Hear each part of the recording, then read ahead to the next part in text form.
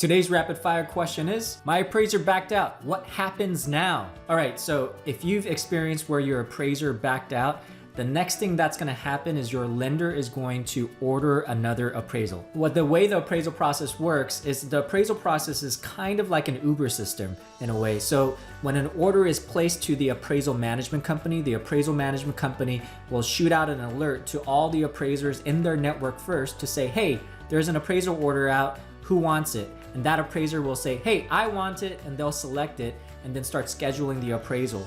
Now, in this case, if an appraiser did back out, my recommendation is to work with your lender to order a rush fee. And what that's going to do is that's going to push your appraisal up the priority chain so that one, they're going to try to schedule the appraisal inspection as quickly as possible, and then two, complete their appraisal report as quickly as possible. Otherwise, in this day and market, it's January 2022, it's still a hot market. Your appraisal is gonna probably take at least 1, most likely 2 weeks for the report to be completed.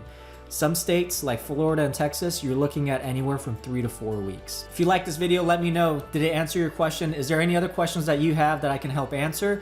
If you also like this video, then you'll probably like this video about what you can do to stop slowing down the mortgage process.